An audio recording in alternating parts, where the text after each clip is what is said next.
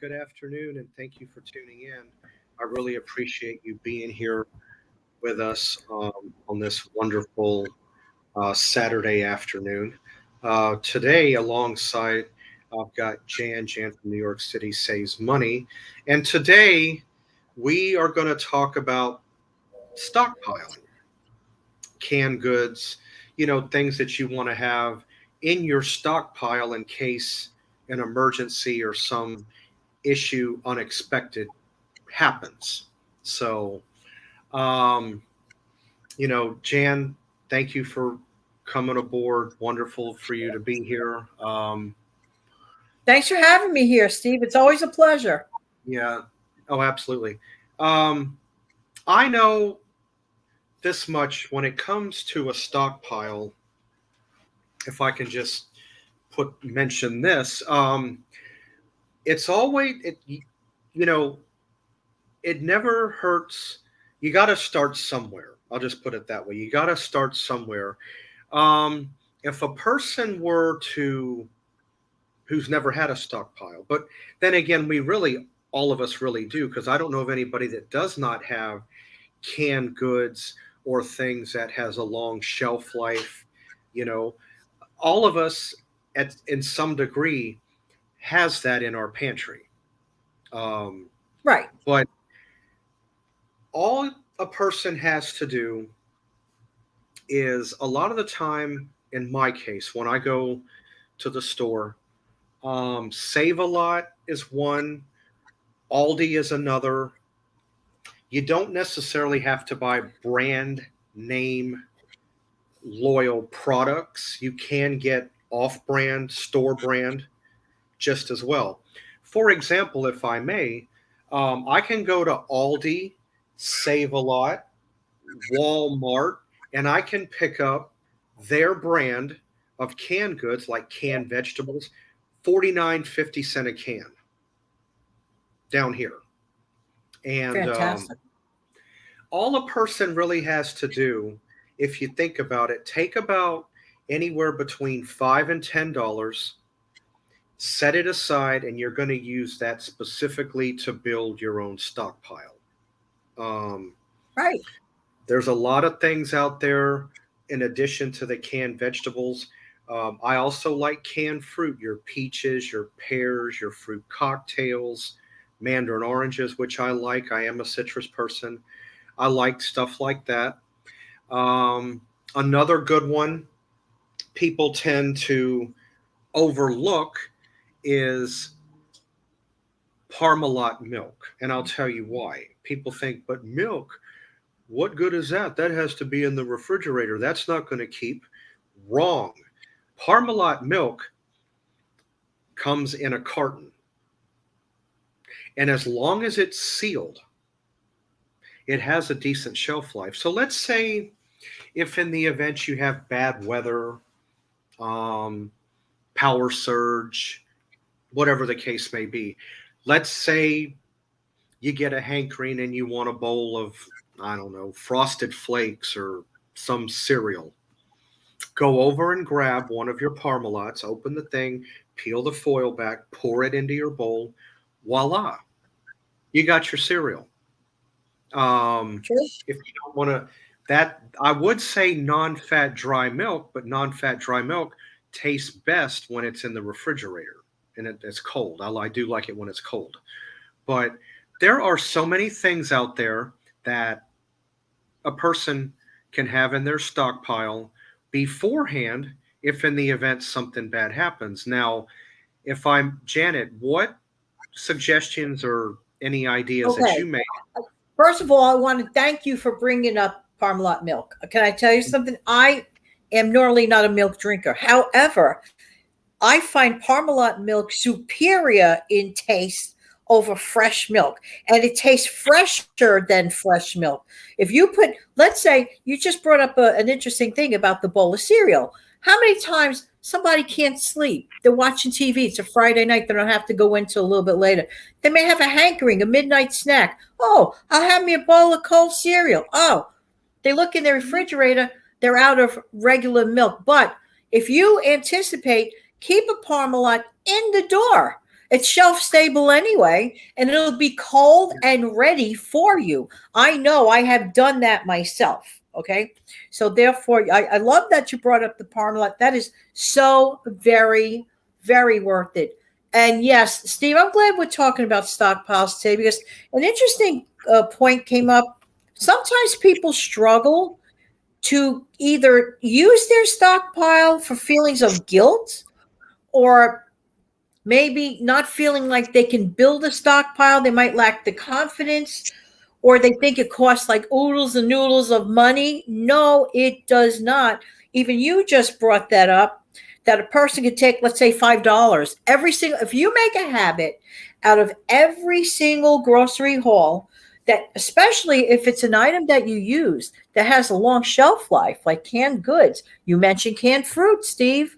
Very good that you mentioned canned fruit because that's overlooked. A lot of times, canned fruit is overlooked. People right away think of canned boneless chicken or tuna. No, no, no. Also, in addition, canned fruit, especially in the wintertime, Steve, you mentioned like mandarin oranges, right? Or even Oh yeah. canned pineapple. Sometimes, right? Oh, Sometimes mhm. you're snowed in. You don't have a power outage, but you're snowed in and it's unsafe to go on the roads and you're out of fruit. You don't want to be out of fruit for days and days. Those things are the answer. And fruit Yeah. cocktail is another winner. Yeah. Now another one. All right, you did happen to tap on the tuna and the chicken breast. I try to keep a pretty good tab of that. Um, I'll tell you what I like to do, and I know this is about stockpile, but it's kind of a recipe type thing I'm going to include. I do like to Good. make. I do like making a nice salad with romaine lettuce, some shredded cheese. You can make like a little Caesar or a little chef salad type thing, and I like to either use the canned tuna or I like to take the chicken breast, put it in my salad, but I don't always like to use Caesar dressing. Yes, I like Caesar dressing, but I also like ranch. I do like a good French dressing. Wishbone French is usually pretty good. That's usually one of my go tos. I do like the wishbone Italian vinaigrette. The only one, don't hate it, don't love it. It is an acquired taste. Blue cheese. If you like it, great. I'm not a fan. I'm not a I'm not fan of really. Yeah, it. neither am I. But any of the other dressings, I'm fine with. Um, so even though it is a Caesar salad, you don't have to use Caesar dressing. Whenever I have gone out to a restaurant, eat like a buffet, when I do a Caesar salad, I do it up. I will put Mhm. whatever dressing I want. It doesn't Right. always have to be the Caesar. But I do like to keep the tuna and the canned chicken stuff on hand as well. I mean that's Absolutely. Absolutely. I'm always replacing, like, for example, if I've used two or three pouches of tuna, the next haul, I replace them. And lately, the pouches have been on sale. I want to address something for a minute, Steve, if I may. Um, okay. one should never feel guilty for going into their stockpile. That's what it's there Mm, for, yeah. right? I mean, you have anything you want to add to that? Because you really, no one should feel guilty. That's what it's absolutely Okay. there for. All right. Actually, I do. Now we've all been there, and let's say this time of the month, maybe a little later, uh, kind of in between funds, Right, can't really get to the grocery store, but you got right. stockpile. You got your canned goods. The canned goods or the a stockpile. Let's say there is no power surge, no hurricane. I'm in a hurricane prone state. I've lived through too many to count. But if you are low on funds, your money hadn't shown up, let's say somebody lives on a fixed income, you're kind of like in between, but you have your stockpile. Look at this stockpile also as an emergency food place to go. Um, you're low on food, but you got the stockpile. Go ahead and tap into it. That's what it's there for. Do not, Right. I repeat, do not feel guilty about opening a canned good. Okay, so you have, you know, one another thing I like to keep in my stockpile. Yeah, you do have to heat it up. It's best this way. I do like to keep a few cans of chili in my stockpile. Um, Yeah. but there is nothing wrong with getting food from your stockpile. Get it, open it, because listen, we all have to eat. I'm sorry, we have to eat. Yes. So don't And feel another thing, guilty. Steve. Mhm. Yes, I'm so sorry to interrupt you. Go ahead, Steve. But everybody should not have, and I know I've said it several times here in the last minute, do not, and I repeat, do not feel guilty about tapping into your stockpile because that's why you have it. Not necessarily bad weather emergency, but survival emergency. That's what I meant to say a few minutes ago. But And you did a great job. And I'm really happy, actually, that you emphasized that point because there are too many of us that say, well, I mean, are you like this? Wouldn't this be like really silly? Let's say a person has a stockpile and they have a really bad hankering for something, but they don't have it in their active pantry and they feel guilty to go into their extended pantry. So they won't eat till the next trip to the grocery store. That to me is absolute. You know what that spells out to me? That screams one word to me, Janet: insanity. If you have something right in your home that is in your stockpile that's within reach, always know this. All you have to do is write down what you took and you replace it eventually. You replace it on mhm, the next grocery haul. I'm not going to go to the grocery store while I have that item right there. The whole point of it being there is also for convenience. right, that's right. So what that's the reason why I mentioned the $5 and $10 bit. I do that pretty much every month. I invest a few bucks. You don't have to buy many. You can get a few cans. You know, like I said, I do like to buy. I, now, I am a vegetable person. Don't get me wrong. I love my veggies. I like my peas, my green beans, my broccoli. I like my leafy greens. I like my spinach, my kale. I'm just a vegetable person. Eat lima beans. You know, I do like my beans for the protein. And no, you don't have to spend a lot of money to get protein in your diet. You do not have to buy red meat. That is a lousy, flimsy excuse. Um, True. because there is other more lesser expensive ways of putting protein in your diet without having to spend all that money on red meat because red meat prices are atrocious. They really are. Oh, absolutely. And I like what you said because it is a myth, total, absolutely myth to think the only source of protein is red meat. Wrong. You No. have dairy, you have eggs, you have cheese, you have milk. That's protein as well. Peanut butter, beans, peas, legumes, protein. Hmm. Match it with rice, you have a complete protein. No, Um, yeah, I'll tell you a lima bean that I am a big fan of. I'll tell you one of the beans that I do like. It actually it's called a Ford Hook lima bean, and what it is it's not a baby lima. It's bigger in circumference. Um, you can get them in the white, but the ones I like are in the green. You can get them in the frozens. They are pricey though, um, but I do like pretty much any lima bean. I think the Ford Hook tastes a little bit better. I think because it's a little bit more mature, a little bit more further along. Um, but I do like my beans, my pintos, my kidney, cannellini, which is a white kidney bean, my garbanzo favorite. or garbanzo chickpea, same thing. Yeah. Navy beans. I'll tell you one that I really do like. It's very inexpensive to work with if all of you have not tried it. Lentils. very inexpensive, less than $2 a bag. I've got a couple of great, simple, easy recipes about that. I'll have to maybe pick a recipe Tuesday and give me one of my recipes that's fabulous. And one of them is my mom's recipe, which is a wonderful, delicious thing. You use olive Nice. oil. It's a fabulous thing. But I didn't mean to go off topic and start talking about recipes. I didn't mean to do that. No, no, But no, no. It's actually, Steve, not off topic. You're actually on topic because you're yeah, working with your pantry items. And, I'm thinking another thing. Sometimes when people feel guilty for going into their stockpile, that suggests a couple of things, or they feel like they have no resistance to let their stockpile grow.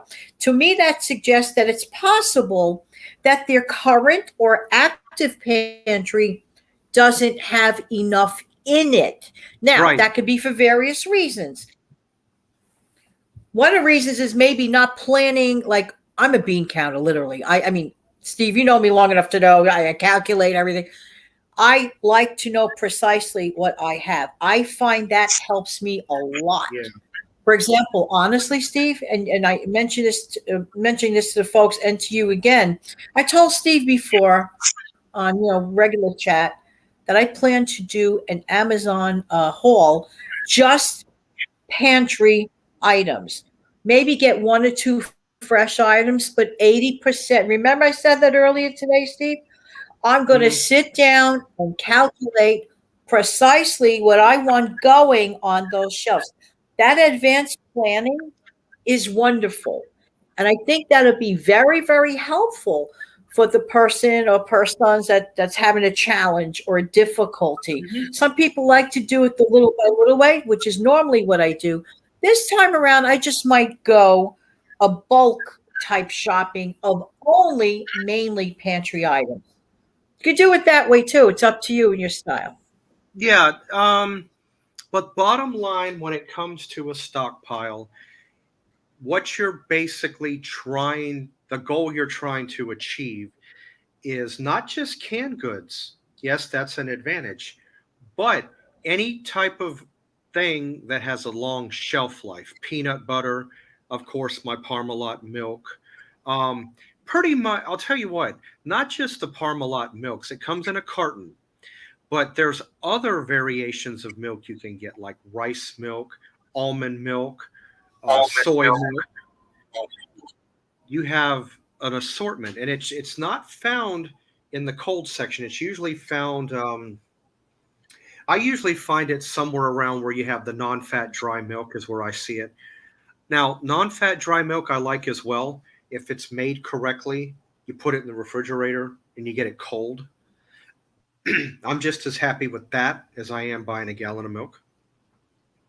I Sure. like milk.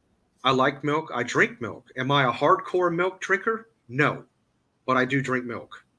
Um, so having Parmalat or non-fat would benefit me better. It's also better for my budget because I know what I can handle and what I can't handle when it comes to milk.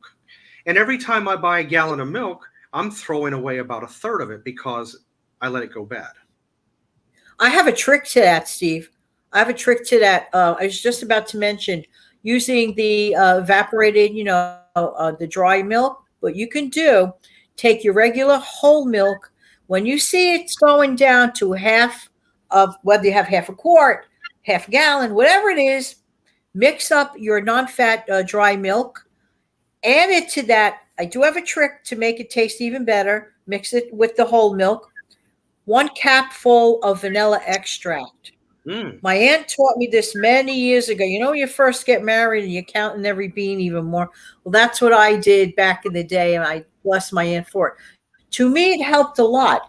And mixing that, it stretches your whole milk budget a lot further too. yeah, it does. All right. Well, Jan, I'm glad we had a chance to, bring this topic up to the subscribers, and glad that, you came aboard and we talked about this. We both, put our input in on it. But you guys, anybody, bottom line, anybody can have a stockpile. For those that say, "Oh, I can't start one," wrong. Yes, you can. And all you have, Absolutely. and I know you have prices the way you do, but you also have to be careful where you grocery shop. You really do. And I myself have had to go back and refigure where I go. Um, Aldi is a plus. Save a Lot is a plus. You know, I have no problem with buying off-brand stuff. Of course, I read the label. I want to make sure I'm not getting something that's not good going into my system. But it never hurts because why should somebody pay $4 for a box of Kellogg's when you can pay 2.75, $3 and get two boxes of the off-brand? You just saved $1. Actually, more than that because you're getting two for the price of one. You really. I'm always. Absolutely. Yeah, I've always been a person I'm a bang for your buck type person. I always have been. Does that make me frugal? Okay, so be it. Conservative? Okay, so be it. But I've always been somebody who liked a lot of bang for your buck. You know, Yes. you don't always have to get the top of the line model. You can get one maybe one or two down and get just as good an item. That's how I look at it. All right. An experiment in the kitchen by using pantry items. For example, like sometimes hummus could be expensive. Make your own type of hummus. There are recipes out there. You could take cannellini beans, for example, that's sitting in your pantry, and you could turn that into a cannellini type of a hummus with the ingredients. Anyway, don't feel guilty to use your stockpile. That's why Nope. it's there. Thank you, That's right. Steve, for having me on, by the way. Absolutely. You're welcome. Like I said, be on the lookout. I had mentioned it on a previous video. I talked about um, I have a good recipe coming up on Recipe Tuesday. Um, when I saw it, it was a no brainer. I just had to. I've never made it. I could make it. It's a very simple thing that I'm about to put up on Tuesday. Um, Very budget friendly too. So be on the lookout for that.